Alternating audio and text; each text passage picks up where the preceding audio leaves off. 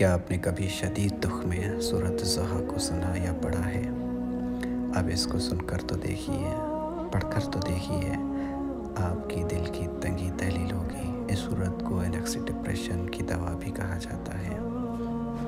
اللہ تعالیٰ سورت کے آغاز میں 2 قسمیں کھاتے ہیں، والضحیٰ دن کی روشنی کی قسم، واللیل اذا سجی اور رات کی جب وہ چھا جائے۔ اس سے پتہ چلتا ہے دن کی روشنی اور رات کی تاریکی دونوں کتنی ویلیو رکھتی ہیں۔ زندگی بھی تو ایسے حالات سے گزارتی ہے، کبھی روشن کبھی تاریک۔ تو پتہ چلا دونوں ہی برے نہیں ہوتے، دونوں کا آنا لازم ہوتا ہے اور دونوں اپنی خوبصورتی کے ساتھ آتے ہیں۔ جب روشنی ہوتی ہے تو تاریکی جانا لازم امر ہے، اور جب تاریکی ہے تو روشنی آنا بھی لازم امر ہے۔ بات یہ ہے کہ آپ کو یقین ہونا چاہیے۔ کیا یقین ہونا چاہیے؟ کہ کچھ بھی ہو، ما ودعک ربک وما قلی، آپ کے رب نے نہ آپ کو چھوڑا ہے اور نہ بیزار ہوا ہے۔ ہمارا رب نہ ہمیں چھوڑے گا نہ بیزار ہوگا۔ ساری دنیا چھوڑ سکتی ہے، رب نہیں چھوڑے گا۔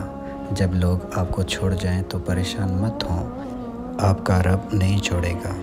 ہر محبت بیزار ہو سکتی ہے، پر خالق کی محبت مخلوق سے ختم نہیں ہوتی۔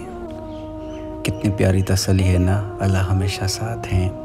جب ہم دنیا میں خسارے میں جا رہے ہوتے ہیں، ہر تعلق آہستہ آہستہ ختم ہو رہا ہوتا ہے، ہر چیز دور جا رہی ہوتی ہے، دنیا منہ موڑے کھڑی ہوتی ہے، تو یاد رکھیے وَلِلْآخِرَةُ خَيْرٌ لَكَ مِنَ الْأُولَىٰ، اور البتہ آخرت آپ کے لیے دنیا سے بہتر ہے۔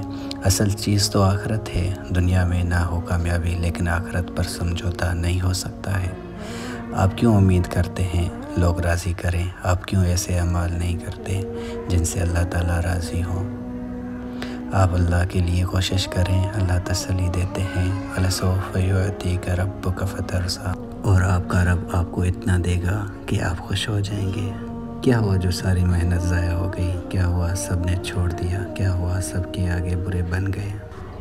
کیا ہوا مسلسل ناکامی ہے؟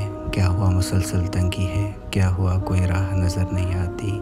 یاد رکھیے اللہ آپ کے ساتھ ہیں، وہ آپ کو بھولے گا نہیں۔ تو پھر کیا غم، کیا پریشانی؟ تو مسکرائیے اور ہر دکھ درد تکلیف کو سپرد اللہ کر دے، پھر ایک سکون نازل ہوگا جو ہر چیز سے بے نیاز کر دے گا انشاءاللہ تعالی۔